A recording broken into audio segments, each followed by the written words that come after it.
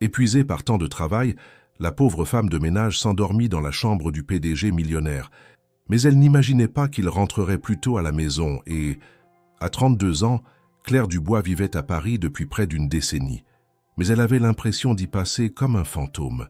Chaque matin, elle se levait avant l'aube, attrapait un métro encore tiède de la nuit et entamait une ronde silencieuse dans les appartements que jamais elle ne pourrait se permettre. La société de nettoyage pour laquelle elle travaillait, une entreprise discrète au nom vaguement anglais, était prisée par l'élite parisienne. Il réclamait discrétion, efficacité, invisibilité. Claire était parfaite pour cela. Elle n'attirait pas les regards, elle ne faisait pas de bruit, elle se fondait dans le décor comme un meuble de passage. Elle ne s'en plaignait pas vraiment. Ce n'était pas la vie qu'elle avait imaginée quand elle rêvait encore depuis sa chambre mansardée à Lyon, mais c'était une vie stable, honnête, et cela suffisait, la plupart du temps. Elle pensait souvent à sa mère, malade durant de longues années, pour laquelle elle avait abandonné ses études. La promesse qu'elle s'était faite à l'époque, « je reprendrai un jour », flottait toujours quelque part au fond de sa conscience, comme une lanterne suspendue dans la brume. Ce mardi-là, tout avait été plus difficile. 2 appartements imprévus ajoutés à son planning déjà serré, une cliente qui s'était plainte d'un coussin mal remis, un ascenseur en panne dans un immeuble de 6 étages. Claire tenait debout par habitude plus que par énergie. Elle rêvait de rentrer chez elle, de plonger dans son lit étroit sous les toits, mais un appel de dernière minute avait tout changé. « Claire, désolé, c'est vraiment une urgence. L'appartement de Monsieur Lefebvre a besoin d'un passage immédiat. Il rentre dans quelques jours et on veut que tout soit impeccable. C'est une consigne directe de la direction. » Claire connaissait ce nom. Tout le monde dans l'entreprise savait qui il était. Antoine Lefebvre, PDG d'un conglomérat technologique, homme discret réputé pour sa rigueur presque maniaque. Personne ne l'avait jamais vu en personne. Il était toujours en déplacement. Jamais là. Mais sa maison devait être prête, comme s'il pouvait arriver à tout moment. C'était une consigne permanente. Fatiguée mais incapable de refuser, Claire avait pris la ligne 8 jusqu'à l'avenue Montaigne. Là, une clé l'attendait dans une boîte à code comme d'habitude. La porte s'était ouverte sur un monde différent. L'appartement était vaste, presque irréel dans son silence et sa perfection. Tout semblait avoir été posé là pour être photographié, pas vécu. Claire avait commencé sa routine en silence. Poussière, sol, vitres, cuisine, linge de maison. Mais chaque mouvement lui coûtait.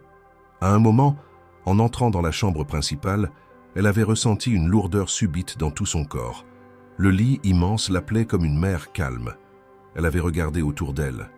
Personne. Juste un instant, pensait-elle. Juste quelques secondes. Elle s'était assise, puis allongée. La douceur du matelas l'avait surprise. Elle avait fermé les yeux juste pour respirer un peu. Son souffle s'était ralenti, son esprit avait glissé. Elle s'était endormie sans s'en rendre compte. Il faisait déjà nuit quand les lumières de la ville avaient recommencé à filtrer doucement à travers les rideaux. Claire dormait encore, paisible, son uniforme légèrement froissé, une main repliée sous sa joue. Le silence régnait toujours dans l'appartement. On aurait cru une scène figée, irréelle. Elle n'avait aucune idée que cette nuit-là, tout allait basculer. Elle ignorait que les plans du PDG avaient changé, que le jet privé d'Antoine Lefebvre avait atterri plus tôt que prévu à l'aéroport du Bourget, que, las de son voyage, il avait décidé de rentrer discrètement chez lui sans prévenir personne. Elle ignorait que dans quelques minutes, une porte allait s'ouvrir, des pas légers allaient monter l'escalier et que sa présence, jusqu'alors invisible, allait enfin être remarquée. Pas par n'importe qui, par l'homme dont elle avait foulé le lit sans permission, mais pour l'instant elle dormait, perdue dans un rêve où personne ne criait, où personne ne réclamait, où le monde cessait un instant de lui demander d'être forte. Et dans ce calme, le destin préparait son entrée. Antoine Lefebvre détestait les imprévus, mais ce soir-là, il en avait lui-même provoqué un. Après une semaine de négociations tendues à Tokyo, il avait coupé court aux dîners mondains et aux conférences de presse. Un besoin étrange de silence, de solitude réelle, loin des hôtels 5 étoiles et des visages masqués de faux sourires, l'avait poussé à avancer son retour à Paris. Son équipe ne l'avait pas retenu. Quand il décidait quelque chose, personne ne discutait. Il avait pris un vol privé, puis demandé à son chauffeur de ne prévenir personne, pas même son assistante, pas même le personnel. En arrivant devant son immeuble de l'avenue Montaigne, il avait laissé son manteau au chauffeur et était monté seul. Le portier de nuit l'avait salué, surpris, mais trop respectueux pour poser une question. Une fois à l'intérieur, Antoine avait ressenti un soulagement discret. L'odeur de son appartement, propre, boisé, à peine floral, l'avait enveloppé comme une couverture familière. Il avait refermé la porte sans allumer la lumière, par habitude. Il aimait observer les lieux comme s'il en était absent depuis longtemps, et cette fois, il l'était vraiment. Mais quelque chose clochait. Un détail, minuscule mais évident pour un homme comme lui, qui passait sa vie à remarquer ce que d'autres ignoraient. Une paire de ballerines noires posées près du meuble de l'entrée, trop simple, trop usée pour appartenir à une invitée habituelle. Juste à côté, un sac à dos en toile grise, banal, presque scolaire. Antoine fronça les sourcils. Il n'était pas du genre à paniquer, encore moins à se précipiter, mais cette présence non identifiée éveillait sa méfiance. Il monta lentement l'escalier menant à l'étage supérieur, celui des chambres. Aucun bruit. À mesure qu'il progressait, un silence tendu l'accompagnait. Il passa devant le salon, entrevit la cuisine impeccable. Rien ne semblait déplacé. Et pourtant, quelqu'un était là. En ouvrant discrètement la porte de sa chambre, il s'arrêta net. Une femme dormait dans son lit. Pas nue ni dévêtue, mais en uniforme. Celui de l'entreprise de nettoyage qu'il connaissait bien pour l'avoir lui-même approuvé. La jeune femme était allongée sur le côté, les traits apaisés, la respiration régulière. Elle n'avait visiblement aucune idée d'où elle se trouvait. Sur sa poitrine reposait un badge à moitié retourné. Antoine s'approcha sans bruit, le regard fixé sur elle, pris entre la surprise, la colère et un curieux mélange d'amusement et d'intrigue. Claire Dubois. Il reconnut le prénom inscrit sur le badge et se souvint de l'avoir vu, en bas d'une feuille de rapport hebdomadaire, parmi les membres du personnel affecté à ses appartements. Ce n'était pas la première fois qu'elle intervenait chez lui, mais c'était la première fois qu'elle franchissait une limite. Et pourtant, Antoine ne bougea pas. Il resta là, quelques secondes, peut-être une minute, à la regarder. Quelque chose dans sa posture, dans l'abandon total de son corps, dans cette manière de se replier sur elle-même, comme pour s'échapper du monde, l'empêcha de la réveiller. Ce n'était pas une intrusion, pas un acte de rébellion. C'était une capitulation, un corps trop fatigué pour continuer. Il recula lentement, referma la porte sans un bruit, redescendit les marches et alla s'asseoir dans le salon. Il alluma une lampe, attrapa un dossier sur la table basse, mais ses pensées restaient fixées à l'étage. Il aurait dû appeler l'agence. Il aurait dû la renvoyer sur le champ, déclencher une procédure, faire respecter les protocoles. Mais il ne le fit pas. Il resta là, perplexe, agacé par sa propre réaction. Quand 1 heure plus tard, elle se réveilla seule et quitta les lieux en silence, encore engourdie par le sommeil, il la laissa faire. Il observa depuis les ombres, sans se montrer. Elle ramassa ses affaires, descendit précipitamment les escaliers et disparut derrière la porte comme une voleuse. Mais il n'y avait eu ni vol, ni méfait. Seulement un mystère. Le lendemain, dans son bureau aux baies vitrées donnant sur la Seine, Antoine ne cessait de penser à elle, pas à cause d'une quelconque beauté ou d'un charme particulier. Non. Ce qui l'obsédait, c'était l'image d'un abandon total, d'une femme qui, dans le sanctuaire d'un milliardaire, n'avait pas volé, n'avait pas fouillé, n'avait rien pris, sinon un instant de paix. Il repensa à la manière dont elle s'était recroquevillée sur son lit, comme si le monde entier avait pesé sur ses épaules. Il fit appeler son assistante, contacter l'agence de nettoyage, demander que cette employée, Claire Dubois, vienne me voir personnellement, aujourd'hui. Monsieur Lefebvre. Une plainte? Non, une rencontre. L'assistante hésita mais n'osa poser de questions. Elle quitta la pièce, déjà en train de composer un numéro. Antoine, lui, se leva, les mains dans les poches, et regarda la ville. Il n'avait jamais aimé les jeux de pouvoir personnel. Il évitait les liaisons, les complications, les pertes de contrôle. Mais ce qu'il avait vu cette nuit-là, dans son propre lit, n'avait rien à voir avec un jeu. C'était brut, involontaire, humain. Et cela changeait tout. Claire avait quitté l'appartement d'Antoine Lefebvre à pas feutrés, le cœur battant, l'estomac noué par la peur. Tout le long du trajet en métro jusqu'à son studio du 18e arrondissement, elle n'avait cessé de se demander comment une telle chose avait pu se produire. Comment avait-elle pu s'endormir ainsi, dans ce lieu interdit, sur ce lit qui ne lui appartenait pas? Le souvenir du confort étrange de la couette, de la chaleur douce qui l'avait enveloppée, lui paraissait maintenant presque irréel. Elle n'avait laissé aucune trace, elle en était certaine. Mais cela n'effaçait pas la faute.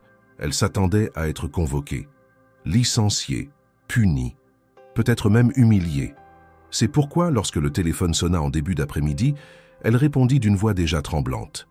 La voix au bout du fil était polie, neutre, professionnelle. C'était l'assistante personnelle de M. Lefebvre. Elle lui demandait, sans détour, de se rendre dans les bureaux du PDG le jour même, à 16 heures. Aucun détail, juste un lieu, une heure et une attente implicite d'obéissance. Claire raccrocha sans trouver le courage de poser la moindre question. Elle resta figée quelques minutes, puis se leva pour se changer. Elle opta pour une robe sobre, noire, repassée à la vapeur au-dessus de la bouilloire.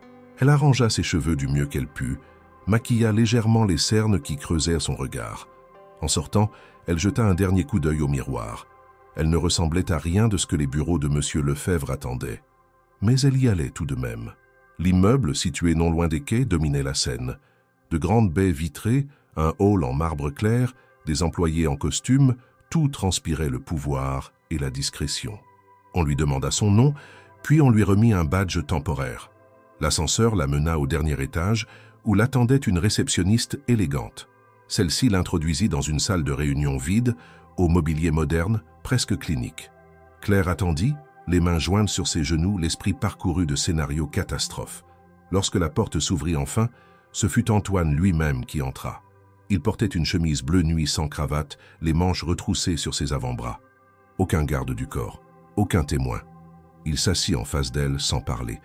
Pendant quelques secondes, seul le bruit du climatiseur troubla le silence. « Vous avez bien dormi ?» demanda-t-il finalement, le regard fixé sur elle. Claire sentit son visage s'enflammer. Elle ouvrit la bouche, chercha ses mots, puis se leva brusquement. « Je suis désolé, monsieur. Vraiment, c'était une erreur. Je n'aurais jamais dû... » « Asseyez-vous, coupa-t-il calmement. Elle obéit, les jambes tremblantes. « Je ne vous convoque pas pour vous réprimander. Je vous ai observé, vous n'avez rien volé, rien déplacé. Vous avez simplement dormi. C'est atypique. Et ça m'a intrigué. » Claire ne comprenait pas. Ce n'était pas le ton qu'elle attendait, pas la réaction qu'elle redoutait. « Je suis prête à assumer les conséquences, monsieur. Je sais que j'ai outrepassé mes fonctions. » Antoine pencha légèrement la tête. « Justement, c'est ce que je voulais évoquer. Vos fonctions. » Il se leva, fit quelques pas jusqu'à la fenêtre, observa la ville un instant, puis se retourna vers elle. « Je souhaite vous proposer un poste différent, toujours dans ma résidence, mais en dehors du cadre habituel de l'entreprise de nettoyage. » Claire le regarda, interdite. « Je ne comprends pas. Je veux quelqu'un de fiable, de discret, de réel, quelqu'un qui ne soit pas formaté par les codes habituels, quelqu'un qui sache faire ce qu'il faut sans prétention, quelqu'un comme vous. » La proposition était déconcertante. Tout dans son ton indiquait qu'il était sérieux. Claire n'osait y croire. Elle tenta de reprendre le fil rationnel de la conversation. « Vous voulez dire être votre gouvernante? Disons, une assistante domestique personnelle, une fonction flexible. Vous seriez logé dans un studio attenant. Vous auriez un contrat direct avec moi, un salaire fixe, des horaires à définir. C'est un poste de confiance. » Claire se sentait perdue. Tout allait trop vite. Elle avait passé la veille à craindre pour son emploi. Et maintenant, on lui proposait une position qu'elle n'avait jamais osé imaginer. Elle chercha ses mots. Pourquoi moi? Pourquoi pas quelqu'un avec de l'expérience dans ce domaine? Parce que justement, les gens expérimentés apportent leurs habitudes. Vous apportez autre chose. Une sincérité brutale, une honnêteté involontaire. Il n'y avait dans sa voix ni séduction, ni condescendance. Juste une analyse froide, presque clinique. Claire hésita encore. « Et si je refuse? Vous retournez à votre vie, à vos horaires impossibles, à vos clients exigeants. Je ne vous retiendrai pas. Ce n'est pas une dette. C'est une opportunité. » Elle sentit que sa gorge se serrait. Elle pensa à ses nuits blanches, à ses douleurs dans le dos, à ses rêves étouffés. Elle pensa aussi à sa mère, à ce qu'elle aurait dit si elle l'avait vue hésiter devant une telle proposition. Et surtout, elle pensa à ce lit, cette nuit-là, à cette paix fugace qu'elle n'avait jamais ressentie nulle part ailleurs. « J'accepte », murmura-t-elle, presque malgré elle. Antoine hocha la tête, puis lui tendit une carte. « Présentez-vous demain à 8 heures. Mon assistante vous donnera les détails logistiques. Vous commencerez immédiatement. » Claire prit la carte, se leva, s'inclina légèrement par réflexe. En sortant du bureau, elle se rendit compte qu'elle n'avait presque pas respiré depuis le début de l'entretien. Une fois dans l'ascenseur, ses jambes cédèrent légèrement sous le poids de ce qui venait de se passer.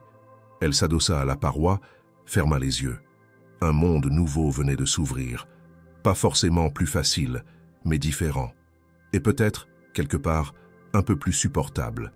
Le lendemain, à 7h45, Claire attendait devant l'entrée du même immeuble qu'elle avait quitté la veille avec le cœur en vrac.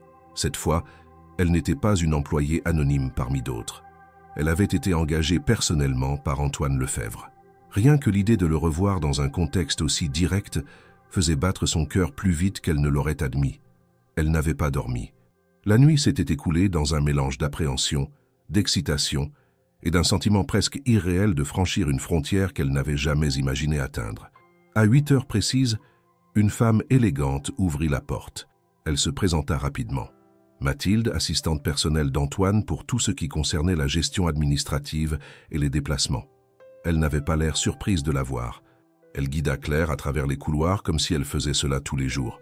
Le studio qu'on lui avait attribué se trouvait dans l'aile arrière de l'appartement principal. Petit mais lumineux, il possédait une salle de bain privée, une kitchenette fonctionnelle, un lit simple impeccablement fait. Claire posa son unique sac sur la chaise près de la fenêtre et inspira profondément. Elle savait que rien ne serait simple à partir d'ici. Mathilde lui remit un planning détaillé, ainsi qu'un livret de procédures internes. L'ordre, la discrétion et l'efficacité y étaient élevés au rang de vertu cardinale. Chaque objet dans la maison avait sa place exacte. Chaque rideau, sa longueur précise. Chaque moment de la journée, son rituel. Claire allait devoir réapprendre à travailler, dans un univers où la perfection n'était pas une ambition, mais une obligation. Antoine, ce jour-là, resta discret. Il n'apparut qu'en fin de matinée, vêtu d'un costume sobre, son téléphone greffé à l'oreille. Il croisa Claire dans le couloir, lui lança un regard bref et un hochement de tête, puis continua sa conversation sans s'arrêter. Aucune chaleur, aucune froideur non plus. Juste la rigueur d'un homme absorbé par des responsabilités invisibles. Les premières heures furent tendues. Chaque tâche semblait porter le poids d'un jugement silencieux. Le linge devait être repassé sans aucun pli, les surfaces brillantes sans reflets parasites, les sols parfaitement lisses sous la lumière rasante des baies vitrées. Claire se concentra avec une intensité qu'elle ne s'était jamais connue. Elle avait accepté ce poste sans savoir si elle en serait capable. Maintenant, elle refusait de laisser le doute s'installer. En fin d'après-midi, Mathilde entra dans le studio sans frapper. Ce soir, il y aura un dîner ici. 6 invités, professionnels. Monsieur Lefebvre tient à ce que tout soit parfait. Ce sera votre premier vrai test. Claire hocha la tête sans poser de questions. Elle n'avait pas le luxe d'en poser. On lui remit une liste des invités, un plan de table, un menu déjà décidé par un chef engagé spécialement pour l'occasion, ainsi que les directives de service. Elle ne serait pas serveuse, mais elle devrait coordonner les détails invisibles. Éclairage, température, musique, propreté des sanitaires, disponibilité des boissons entre les plats. Rien ne devait être laissé au hasard. À 19h, la tension monta d'un cran. Les premiers invités arrivèrent, hommes en costume, femmes au sourire maîtrisé. Tous semblaient appartenir à un monde où l'apparence valait plus qu'un mot sincère. Claire se tenait en retrait, attentive à tout, surveillant chaque geste du personnel, anticipant les demandes avant qu'elles ne soient formulées. Elle évita les regards directs, se glissa dans les espaces libres, régla la lumière d'un simple toucher, changea discrètement un verre dont le pied était mal aligné. Personne ne la remarquait, et c'était exactement ce qu'il fallait. Mais au moment du plat principal, un incident faillit tout compromettre. Le chef, concentré sur une présentation complexe, ne remarqua pas qu'un ingrédient avait été oublié dans une des assiettes. Claire, en surveillant discrètement le passage des plats, nota l'absence d'un élément décoratif mentionné dans le menu. Elle réagit immédiatement. Sans alarmer le personnel, elle intercepta la serveuse, retint le plateau quelques secondes, puis se rendit en cuisine. Là, d'un ton précis mais sans panique, elle signala l'oubli. Le chef, d'abord contrarié, reconnut son erreur. En moins d'1 minute, le problème était corrigé. Les plats sortirent, sans autre accroc. À la fin du dîner, Antoine accompagna ses invités jusqu'à l'ascenseur. Lorsqu'il revint, il trouva Claire seule dans la salle à manger, en train de replacer les couverts restants. « Vous avez de bons réflexes », dit-il simplement. Elle se retourna, surprise par le compliment. « Merci, monsieur. Ce n'était pas évident ce soir. Vous avez bien réagi. » Elle se contenta d'un léger sourire, puis retourna à son travail. Il ne dit rien de plus, mais son regard resta un peu plus longtemps qu'à l'accoutumée. Quelque chose, dans son attitude, avait changé. Il n'y avait pas de familiarité, ni de sympathie démonstrative, mais un respect naissant. Et Claire le sentit.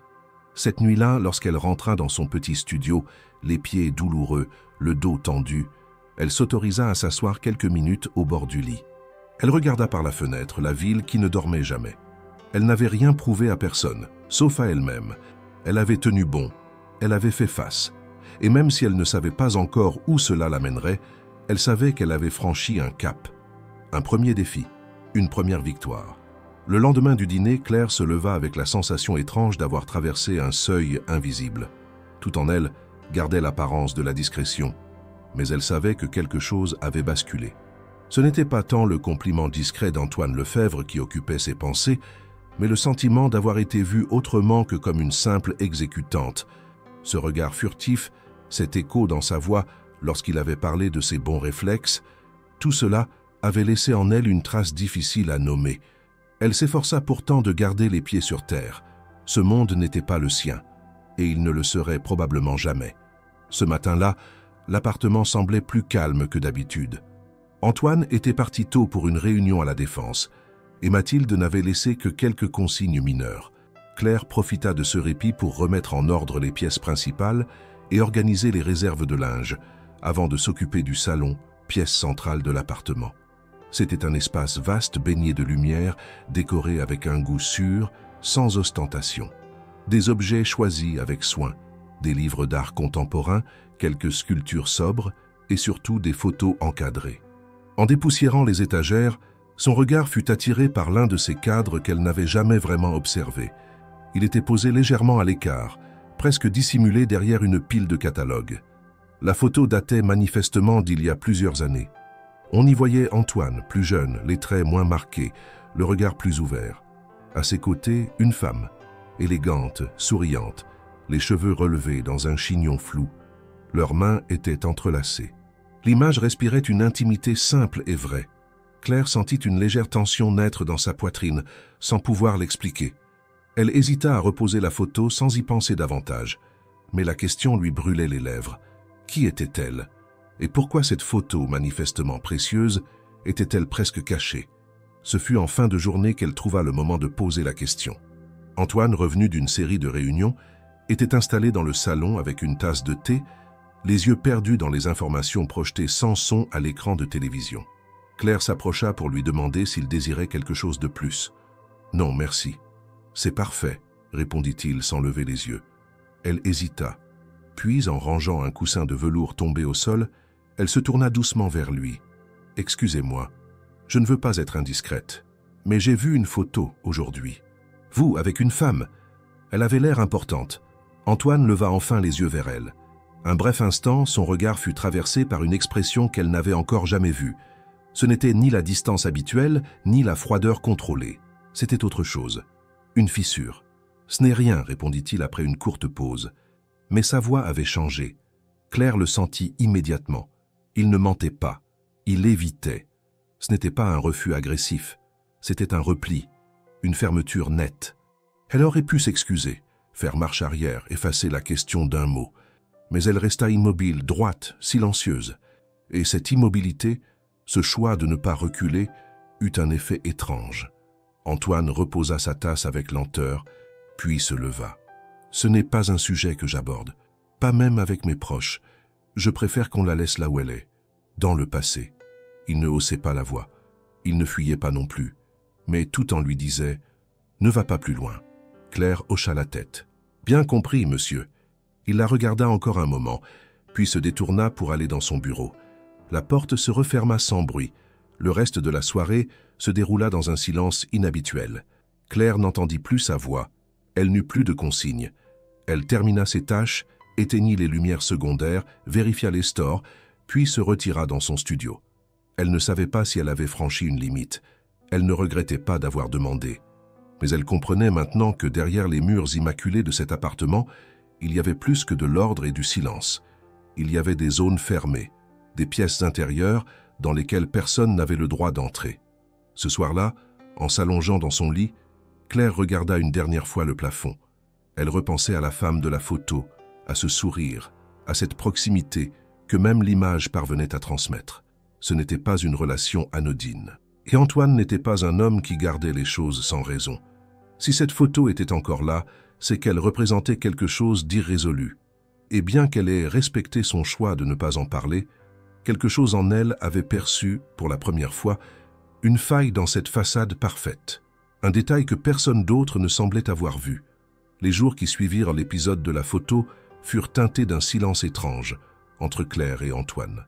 Il n'y eut ni froideur manifeste ni tension apparente, mais une sorte de retrait subtil, comme si un fil invisible s'était tendu entre eux. Claire continua son travail avec le même soin qu'à ses débuts, mais désormais, chaque pas dans le salon, chaque regard croisé, portait le poids de ce qu'elle avait osé demander, et de ce que lui avait refusé de dire. Antoine, de son côté, retrouvait cette réserve presque glaciale qu'il avait montrée le tout premier jour. Il passait ses journées enfermé dans son bureau ou en déplacement, et ses soirées à lire ou à marcher longuement sur la terrasse, le regard perdu sur les toits de Paris. Mathilde, toujours aussi professionnelle, ne fit aucune remarque sur cette atmosphère particulière. Mais Claire sentait bien que quelque chose s'était figé. La photo avait disparu de l'étagère. Claire le remarqua 2 jours plus tard. Là où l'image avait été posée derrière les catalogues, il ne restait qu'un léger rectangle de poussière plus clair, preuve que l'objet y avait bel et bien séjourné longtemps. Elle ne demanda rien.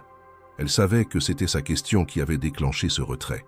Elle se sentit coupable, bien qu'elle n'ait eu aucune intention de blesser. Ce n'était pas de la curiosité déplacée, mais un élan sincère. Pourtant, dans ce monde-là, les élans sincères n'étaient pas toujours bienvenus. Ce fut par Mathilde qu'elle apprit enfin ce que personne n'osait dire à haute voix. La conversation eut lieu un matin, dans la cuisine secondaire, où Claire préparait un plateau de fruits pour la journée. Mathilde entra, s'appuya contre le plan de travail et resta un moment silencieuse à l'observer. « Vous avez vu la photo, n'est-ce pas ?» Claire s'arrêta net. Elle se retourna lentement. « Oui, je l'ai vue. » Mathilde hocha la tête, comme si elle s'y attendait. Elle s'appelait Élodie. Ils étaient fiancés, officiellement pendant presque 2 ans, mais ensemble bien avant cela. Claire attendit sans répondre. Elle sentait que cette fois, ce n'était pas elle qui poussait, mais que les mots venaient parce qu'ils avaient besoin d'être dits. Elle est partie brusquement, après un scandale qui a touché sa famille. Une histoire de détournement de fonds, de malversation. Rien n'a jamais été prouvé contre elle, mais tout le monde l'a jugée coupable par association. Antoine a pris ses distances. Il a coupé tout contact du jour au lendemain. C'était il y a 4 ans. Claire écoutait, chaque mot s'imprimant dans son esprit comme une pièce d'un puzzle qu'elle n'avait pas osé commencer. Élodie, un prénom à la fois simple et lourd. Il ne parle jamais d'elle, poursuivit Mathilde, même à moi. Mais je sais qu'il n'a jamais vraiment tourné la page. Il a appris à tout compartimenter, le travail, les relations, les émotions. Il contrôle tout, tout sauf ce qu'il a ressenti pour elle. Un silence s'installa. Claire reprit son travail sans dire un mot, mais au fond d'elle, quelque chose se fissurait. Elle comprenait maintenant pourquoi il s'était refermé après sa question. Elle avait touché à une douleur encore vive, une blessure que le temps n'avait pas effacée. Ce soir-là, elle le vit rentrer plus tard que d'habitude. Il semblait épuisé, le visage fermé. Il ne dit presque rien pendant le dîner, se contenta d'un plat léger et d'un verre de vin. Claire, présente mais discrète, n'essaya pas d'engager la conversation. Mais alors qu'elle débarrassait la table, il parla, sans la regarder. « Vous avez su, n'est-ce pas ?» Elle se figea, les mains posées sur la porcelaine. « Mathilde vous a parlé. » Elle acquiesça doucement. « Je n'ai rien demandé. » Elle a simplement. « Je sais. Ce n'est pas votre faute. » Il se leva, fit quelques pas jusqu'à la fenêtre. La ville brillait au loin, tranquille et indifférente. Je l'aimais, plus que je ne l'ai jamais admis. Et elle est partie, sans explication, juste un mot laissé sur la table.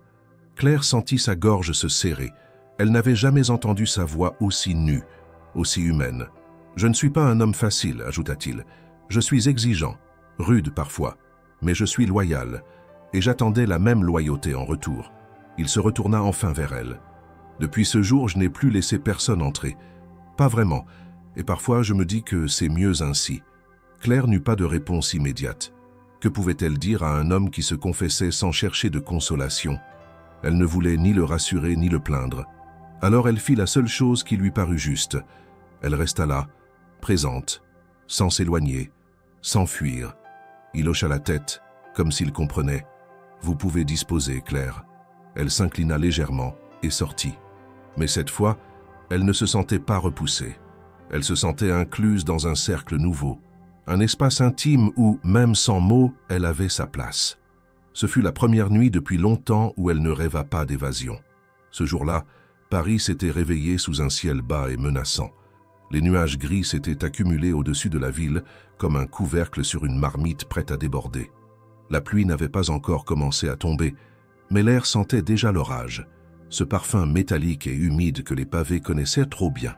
Claire avait toujours aimé cette atmosphère particulière, cet entre-deux où tout semble suspendu, fragile, à la frontière de quelque chose qui va céder. Mais dans l'appartement d'Antoine Lefèvre, tout semblait, comme toujours, hors du temps. Rien ne tremblait, rien ne se dérangeait. Chaque rideau, chaque lampe, chaque objet semblait figé dans une perfection contrôlée. La matinée s'était écoulée sans incident. Antoine était resté enfermé dans son bureau, absorbé par des visioconférences, tandis que Claire s'occupait du rangement des archives personnelles dans l'un des couloirs latéraux. Ce travail minutieux, presque méditatif, lui permettait d'échapper à ses pensées. Depuis la conversation de quelques jours plus tôt, une sorte de trêve s'était installée entre eux. Pas une proximité chaleureuse, mais une reconnaissance mutuelle, tacite, presque fragile. Antoine ne parlait pas davantage, mais il écoutait. Ses regards étaient moins fuyants, ses silences moins fermés. En début d'après-midi, la pluie avait commencé à tomber. D'abord fine, presque timide, elle s'était vite transformée en une averse épaisse, battante, qui inondait les rues de Paris. Claire regardait les gouttes glisser le long des vitres, lorsqu'Antoine surgit dans le salon tenant son manteau à la main. Il semblait pressé, mais aussi distrait. « Un rendez-vous annulé », expliqua-t-il rapidement. Il proposa alors quelque chose d'inattendu. « Il y a un café que j'aime bien, à quelques rues d'ici. On peut y aller à pied, si vous avez terminé pour aujourd'hui. » Claire resta figée un instant. Ce n'était pas un ordre, pas une demande professionnelle. C'était une invitation, informelle, presque personnelle. Elle acquiesça, hésitante. Il enfila son manteau, lui tendit un parapluie, puis ouvrit la porte. Ils marchèrent en silence d'abord, les semelles claquant doucement sur les trottoirs trempés. Paris, sous la pluie, avait une manière particulière de révéler ses contrastes. Les rues élégantes devenaient brillantes comme des miroirs, les passants pressés se transformaient en silhouettes floues sous les parapluies. Claire avançait aux côtés d'Antoine, consciente de l'étrangeté de la situation. Elle, simple employée, aux côtés d'un homme que la presse appelait parfois le sphinx de la tech française, marchant côte à côte dans une pluie fine, comme deux anonymes. Le café était petit, discret, niché entre une librairie et un fleuriste fermé. À l'intérieur, l'ambiance était feutrée, les lumières tamisées, les murs couverts d'étagères de livres anciens. Antoine salua le propriétaire d'un signe de tête. Claire comprit qu'il venait ici souvent. Ils s'installèrent près de la fenêtre, d'où l'on pouvait voir les passants se réfugier sous les auvents. Antoine commanda un café noir, Claire un thé au citron. Puis, sans préambule, il se mit à parler. « Vous venez de Lyon, c'est ça ?» Claire hocha la tête, surprise qu'il se souvienne. « Oui, j'y ai grandi. Quartier de la Guillotière. Pas le plus chic. Vous avez des frères ou des sœurs ?»« Non, juste ma mère. Elle est décédée il y a 4 ans. » Antoine ne dit rien. Il regardait la pluie, mais Claire sentait qu'il écoutait chaque mot. Elle continua doucement. « J'ai arrêté mes études pour m'occuper d'elle. Elle était malade. C'était compliqué.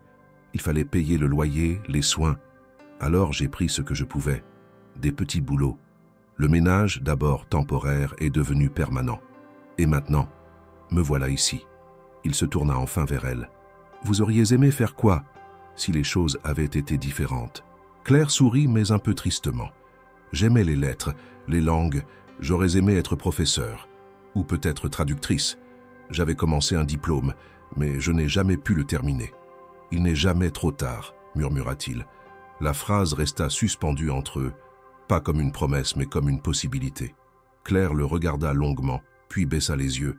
Elle ne savait pas quoi répondre. Ce n'était pas le moment pour les rêves. Le silence s'installa à nouveau, mais cette fois il était doux. Il y avait dans cette parenthèse une forme d'équilibre, deux vies que tout opposait, réunies sous un même toit de pluie, autour de deux boissons fumantes. Sur le chemin du retour, la pluie s'intensifia. Antoine referma son parapluie, apparemment indifférent à l'eau qui trempait son manteau. Claire éclata d'un rire bref, sincère, lorsqu'une goutte froide glissa dans son cou. Il tourna la tête, surpris, puis sourit. Un sourire vrai sans contrôle ni réserve, le premier qu'elle voyait ainsi. Ce moment éphémère, inattendu, les relia différemment. En rentrant à l'appartement, les vêtements mouillés, les cheveux plaqués par l'eau, ils s'arrêtèrent dans l'entrée.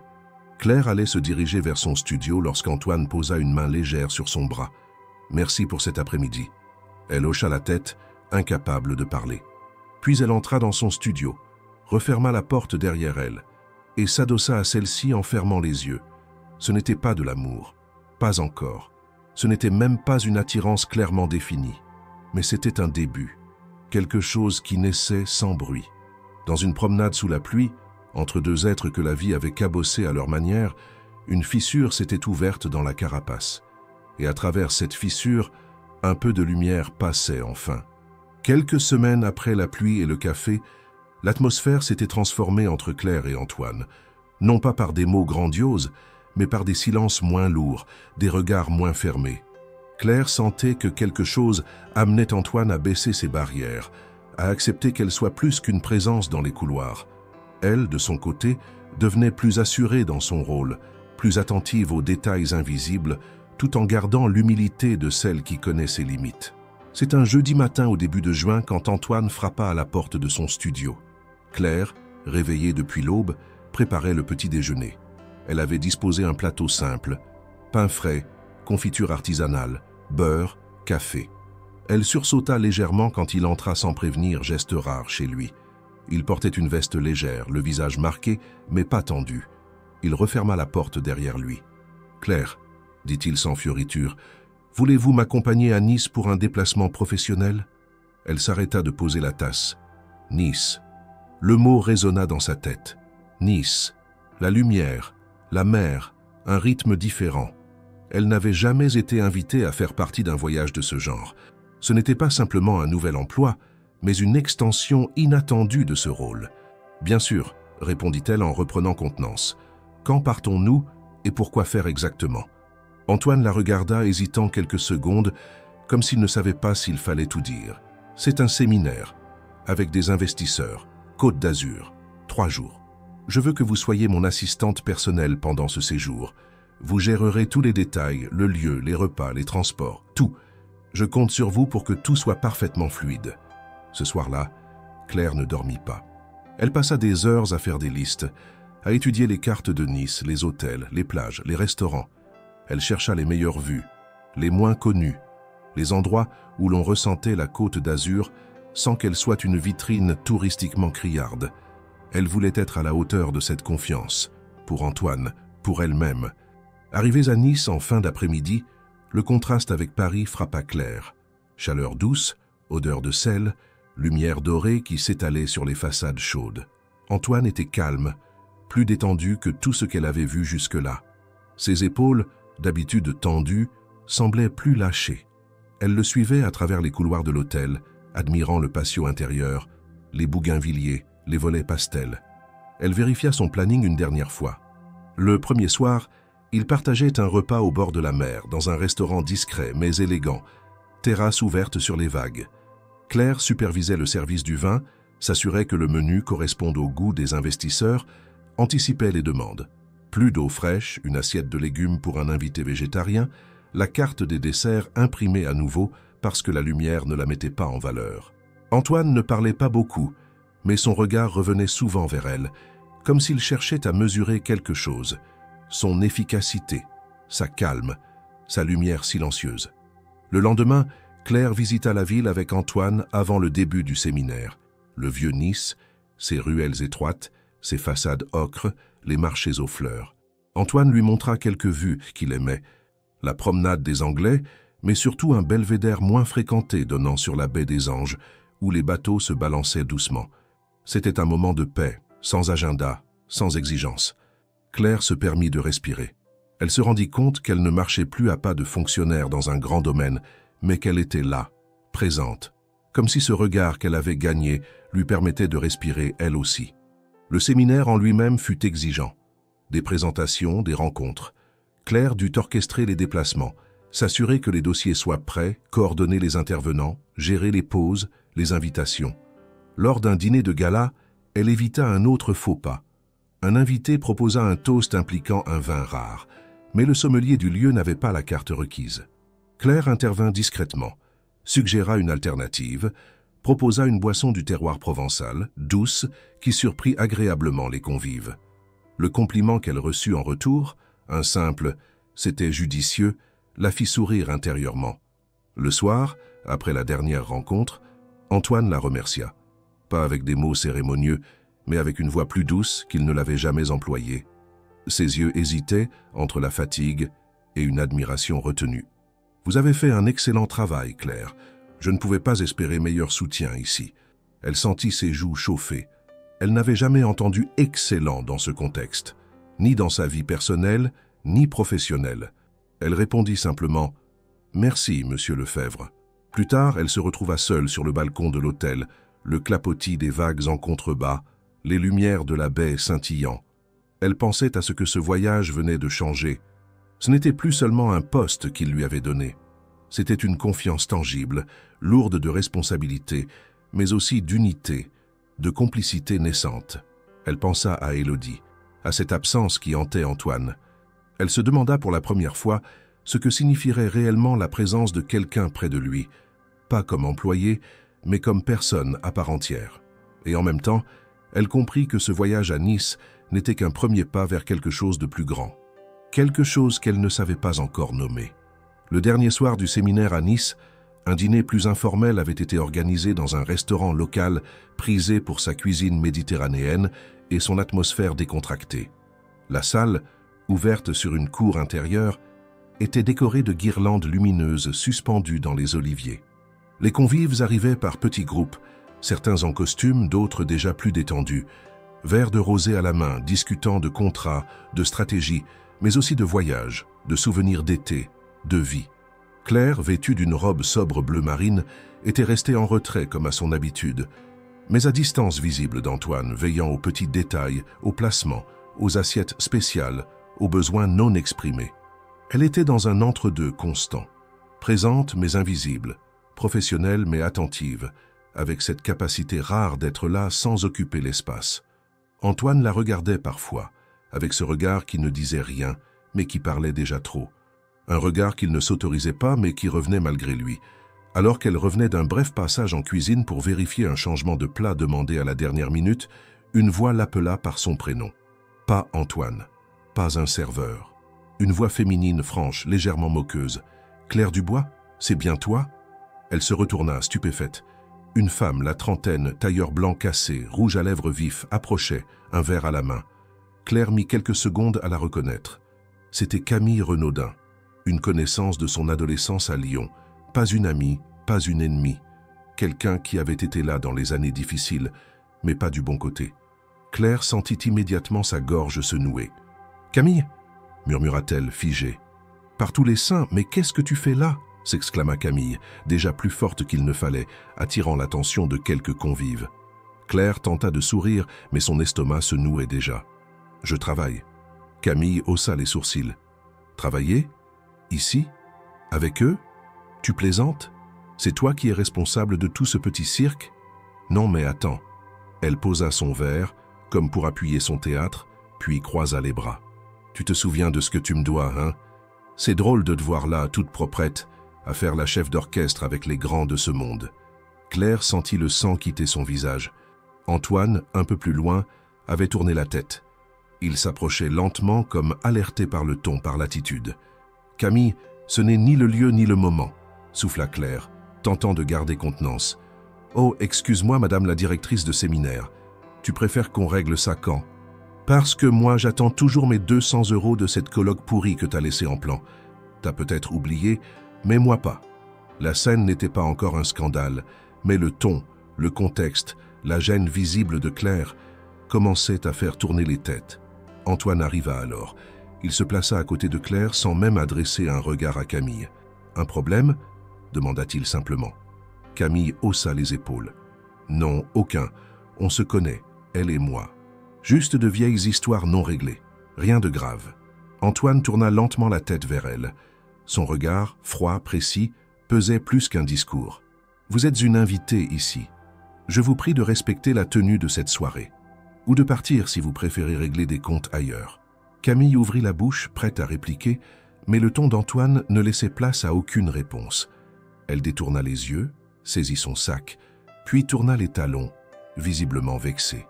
Claire, elle, restait figée, honteuse, humiliée. Elle aurait voulu disparaître, mais Antoine, sans bouger, sans hausser le ton, dit calmement « Vous n'avez rien à prouver à personne ici. » Elle voulut répondre, mais aucun mot ne sortit. Ils restèrent quelques instants côte à côte, en silence. Puis Antoine reprit « Ce que vous avez vécu avant ne m'intéresse pas. Ce que vous êtes maintenant, oui. » Plus tard, dans l'ascenseur de l'hôtel, Claire sentit les larmes lui monter aux yeux. Non pas à cause de la scène, mais à cause de ce qu'elle représentait. Son passé, toujours là, toujours prêt à surgir, même dans les moments de lumière.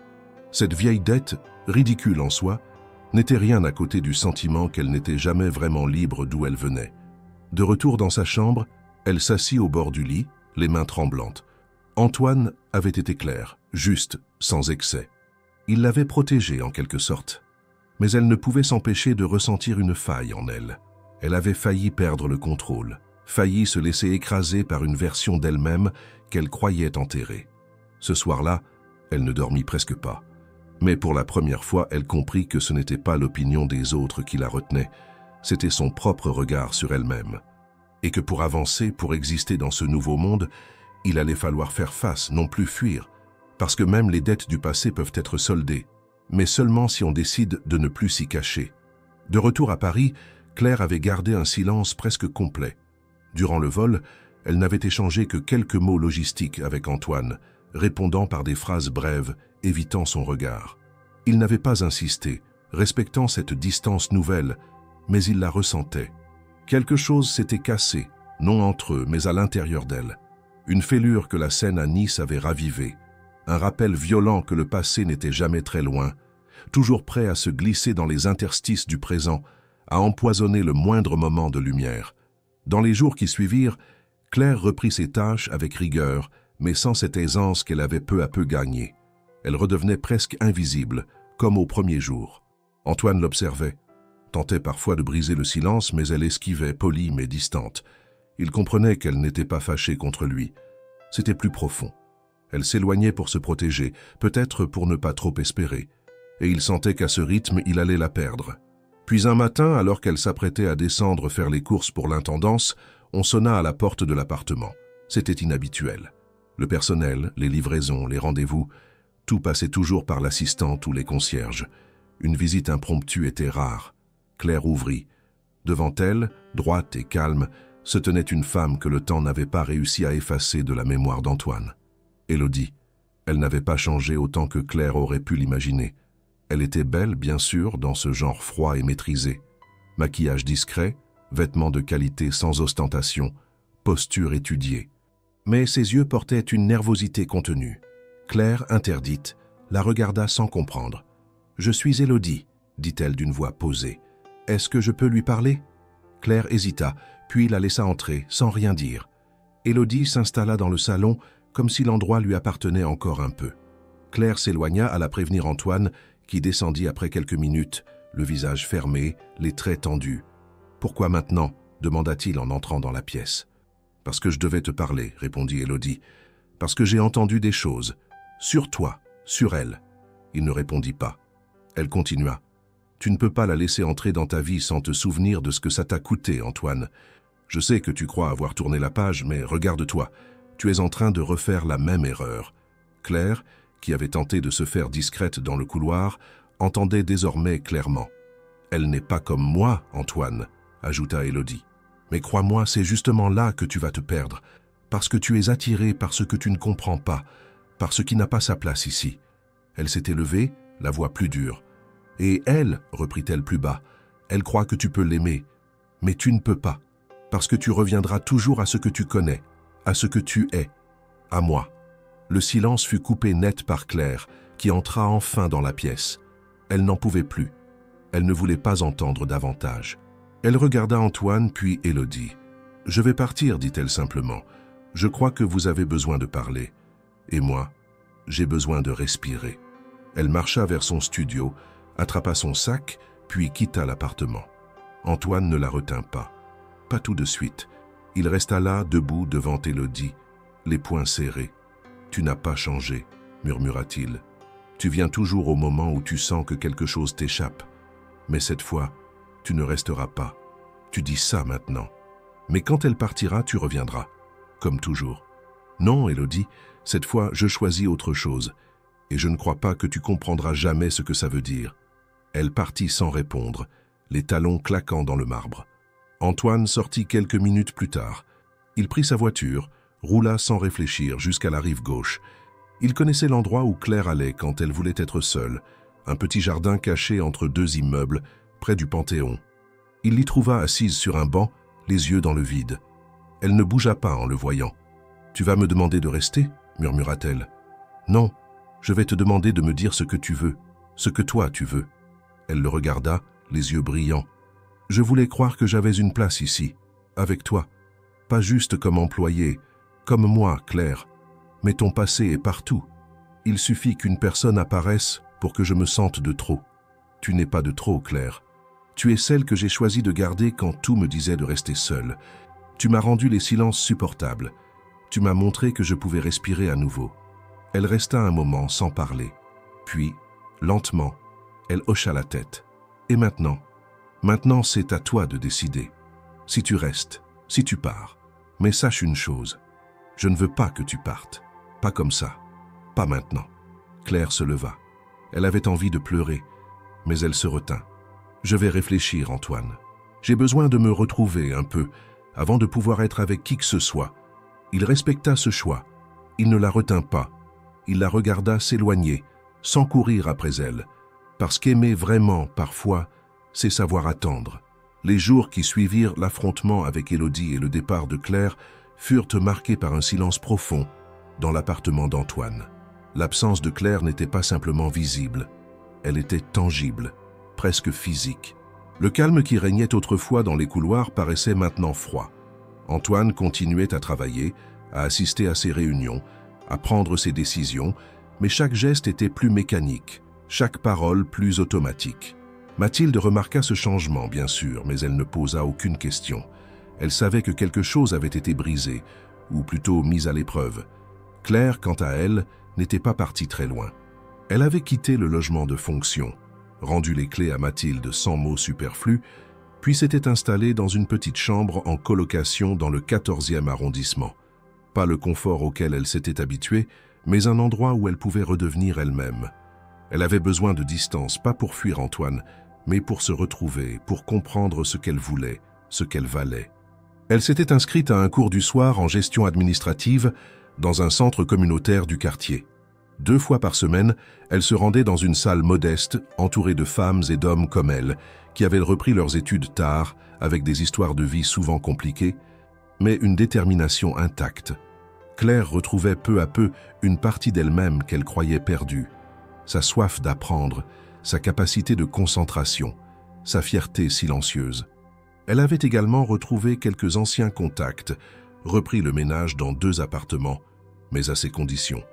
Elle ne voulait plus être invisible. Elle voulait être respectée, traitée comme une professionnelle. Et à sa grande surprise, ce qu'elle croyait impossible commençait à prendre forme. Des clients satisfaits, des recommandations, un rythme qu'elle pouvait gérer. Ce n'était pas encore la stabilité, mais c'était une reconquête. Antoine, de son côté, n'avait pas tenté de la recontacter. Il savait qu'un geste précipité pourrait tout compromettre. Il se contentait d'attendre, de laisser le silence lui apprendre la patience. Mais chaque matin, en croisant le studio vide, il sentait un vide plus grand en lui. Il comprenait que Claire n'était pas une parenthèse dans sa vie. Elle en était devenue une colonne, un repère, et il ignorait si elle reviendrait. Puis, un mois après leur dernière conversation, un courrier arriva à son adresse personnelle. Pas un email, pas un message crypté ou une note formelle. Une lettre, écrite à la main, avec une écriture qu'il avait apprise à reconnaître. Claire. Elle n'écrivait pas pour lui dire qu'elle regrettait ni pour s'excuser. Elle écrivait pour le remercier, de l'opportunité, du respect, de la vérité. Elle lui parlait de ses cours, de ses lectures, de ce qu'elle redécouvrait d'elle-même. Elle ne disait rien de leurs sentiments, rien d'intime au sens attendu. Mais entre les lignes, il lut l'essentiel. Elle reprenait le contrôle de sa vie, non pas contre lui, mais grâce à ce qu'il lui avait permis d'oser. La lettre se terminait ainsi. « Je ne sais pas ce que nous deviendrons, mais je veux que, si jamais je reviens, ce ne soit pas pour fuir une vie difficile, ce soit pour choisir une vie différente, avec lucidité, avec force, avec égalité. » Antoine lut et relut cette lettre pendant des jours. Il ne répondit pas tout de suite. Il la garda dans son portefeuille, pliée avec soin. Il reprit ses activités, revint à ses affaires, mais plus serein, parce qu'il savait qu'il n'avait rien à réparer, seulement à attendre. 3 semaines plus tard, alors qu'il sortait d'une réunion à Montparnasse, il la vit, Claire, vêtue simplement, un dossier sous le bras, souriante sans se forcer, vivante. Leurs regards se croisèrent. Ils ne se précipitèrent pas l'un vers l'autre. Ils s'approchèrent lentement, comme 2 adultes qui avaient traversé la tempête et en portaient les traces sans honte. « Tu es bien, dit-il simplement. « Je commence à l'être, répondit-elle. Un silence. Puis elle reprit. « Et toi, tu es toujours dans ton monde bien réglé ?» Il esquissa un sourire. « Il manque un peu de désordre. » Elle rit doucement. « Je ne promets pas de venir y mettre le chaos, Antoine. Mais je suis ouverte à en discuter autour d'un café, pas comme ta gouvernante, pas comme ton assistante, comme moi. » Claire. Elle hocha la tête.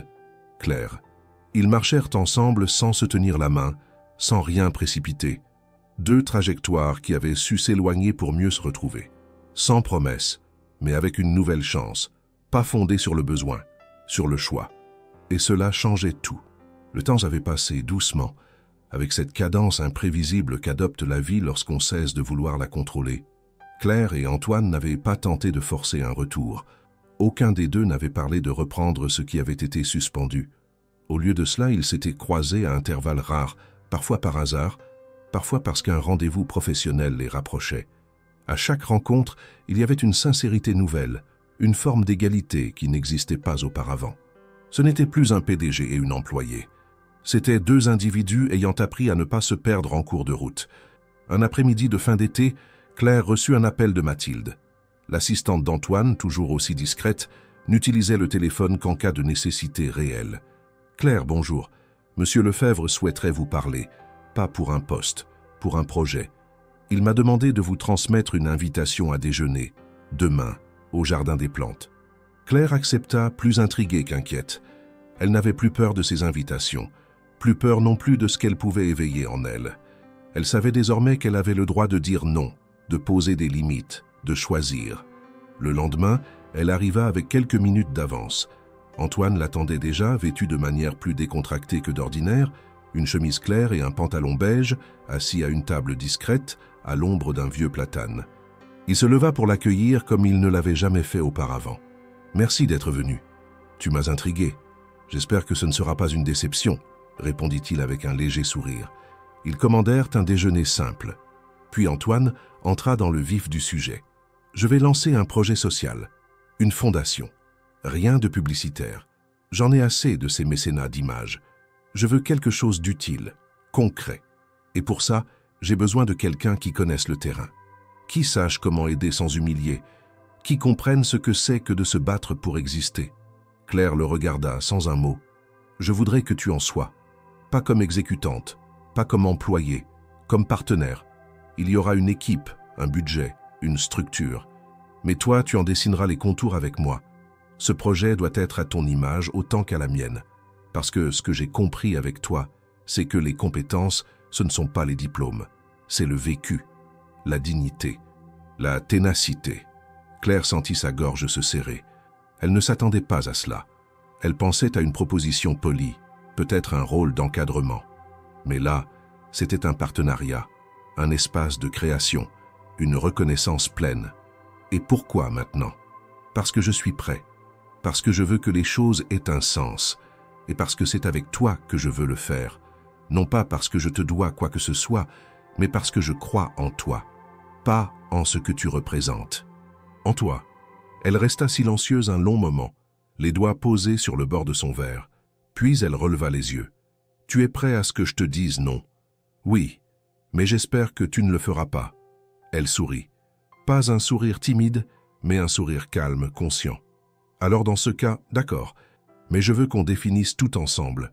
Je veux une structure transparente, des critères clairs, une équipe mixte. Je ne veux pas que ce soit ton projet où je suis simplement toléré. Ce sera notre projet. » Ils passèrent le reste du déjeuner à évoquer les premières idées. Aucune promesse de réussite, mais une envie partagée. Une dynamique nouvelle. Quand ils quittèrent la table, Antoine proposa de marcher un peu. Ils traversèrent les allées fleuries du jardin, parlant de tout, de rien, des enjeux du travail, des trajectoires de vie. Il n'y avait pas de tension, pas de non-dit. Seulement deux adultes ayant accepté leurs blessures, décidés à faire quelque chose de ces cicatrices. Arrivé à l'entrée du jardin, il s'arrêta. « J'aimerais t'inviter à dîner, pas pour parler du projet, pour parler de nous, pas comme patron, pas comme collègue, comme Antoine, comme Claire. » Elle ne répondit pas tout de suite. Elle le fixa, cherchant la trace d'une insistance ou d'une attente. Il n'y en avait pas, juste une proposition. Claire inspira lentement puis répondit « Oui, à condition que ce soit simple, sans apparat, sans serveur guindé, sans menu à 7 plats. Une table, 2 assiettes, du vin. Un plat fait maison. Alors j'accepte. » Le dîner eut lieu 2 jours plus tard, chez Antoine, mais dans un cadre méconnaissable. La grande salle avait été remplacée par une table ronde installée près de la bibliothèque, lumière tamisée, vaisselle simple. Il avait cuisiné lui-même, un plat provençal, du pain frais, un dessert discret. Ils parlèrent longtemps. De leurs enfances, de leurs désillusions, de leurs défaites et de ce qu'elle leur avait appris. Il n'y eut pas de déclaration, pas de geste brusque, mais à la fin du repas, Claire leva son verre et dit simplement « À la seconde chance. Pas celle qu'on demande, celle qu'on construit. » Ils trinquèrent. Le bruit fut doux, presque confidentiel, et pour la première fois depuis longtemps, aucun d'eux n'eut peur de ce qui pouvait venir. Paris s'était couverte d'un manteau d'automne doux, aux teintes de cuivre et d'or, comme si la ville elle-même cherchait à ralentir le temps. Les jours étaient plus courts, les soirées plus calmes. Et dans cette lente transition, Claire et Antoine trouvaient leur propre rythme. Le projet social avait commencé à prendre forme. Réunions dans de petites salles louées pour l'occasion, esquisses de partenariat, rencontres avec des associations de terrain. Claire, méthodique, tenace, imposait peu à peu sa vision.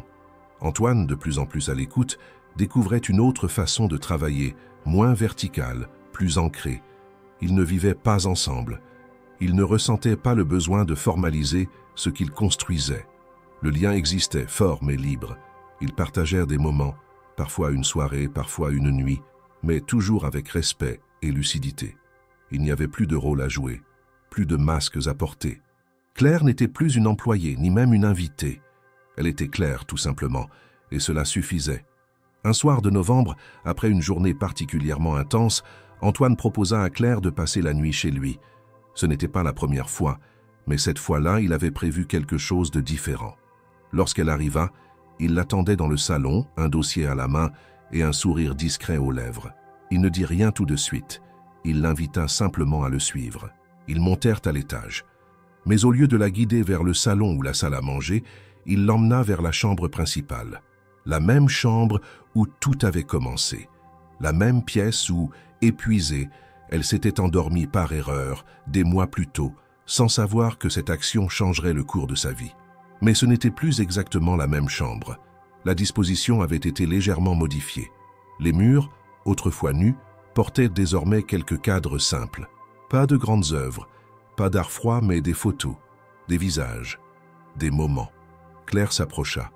Elle vit d'abord une image d'un groupe de femmes dans une salle de réunion modeste, les premières participantes au projet social, puis un cliché d'un petit garçon tenant un sac de fournitures scolaires, un sourire éclatant au visage, Ensuite, une photo en noir et blanc d'un repas partagé autour d'une table simple dans un centre communautaire de la banlieue nord. Et au centre du mur, entouré de toutes les autres, une photo d'elle. Pas une photo posée ni volée, une photo naturelle, prise pendant une réunion de travail. Elle écoutait, concentrée, un stylo à la main. Il n'y avait rien de spectaculaire dans cette image, sinon l'évidence tranquille de sa présence. Claire se tourna vers Antoine, incapable de parler. « Tu as changé bien plus que cette maison, Claire, » dit-il enfin. « Tu as changé ma façon de voir, ma façon d'être là. Avant toi, tout était organisé, parfait, silencieux. Mais vide. Tu as apporté quelque chose que je ne pensais plus possible. Pas du bruit, de la vie. » Elle resta immobile un instant, puis s'approcha lentement du lit. Le même lit. Elle posa la main sur le drap, comme pour vérifier qu'elle était bien là, cette fois pour de bon. Elle se souvint du poids de cette couverture, de l'épuisement dans son corps ce jour-là, de la peur au réveil, de la confusion, de la fuite. Et maintenant, elle était là, en paix, présente, entière. « Je ne suis pas une promesse, Antoine, » dit-elle doucement. « Je ne suis pas un rêve, ni un conte. Je ne te demande rien de tout ça. Je veux juste que tu sois là, comme tu es. » Elle s'assit au bord du lit, puis s'allongea lentement, les yeux levés vers le plafond. Il la rejoignit sans geste brusque, sans urgence. Ils restèrent côte à côte, dans le silence, leur respiration en rythme. « Tu sais, reprit-elle, quand je suis entrée ici la première fois, j'avais l'impression d'être une intruse, comme si mon existence même dérangeait cet endroit. Je n'étais personne, juste un corps fatigué qui cherchait un peu de repos. Et maintenant ?» Elle tourna la tête vers lui. « Maintenant, je sais que j'ai ma place, non parce que tu me l'as donnée, mais parce que je l'ai construite, et parce que tu m'as laissé la construire. » Il ne répondit pas. Il tendit simplement la main qu'elle prit sans hésiter. Leurs doigts s'entrelacèrent. Ils ne parlèrent plus cette nuit-là. Ils n'en avaient pas besoin. Ils s'endormirent dans cette chambre où tout avait commencé. Mais cette fois, rien n'était accidentel. Tout était choisi, assumé, construit. Et lorsque le matin arriva, baignant la pièce d'une lumière douce, Claire ouvrit les yeux la première. Elle regarda autour d'elle, puis vers Antoine encore endormi. Elle sourit, un sourire calme, plein. Pas de promesses, pas de serment, juste la certitude tranquille d'être exactement là où elle devait être.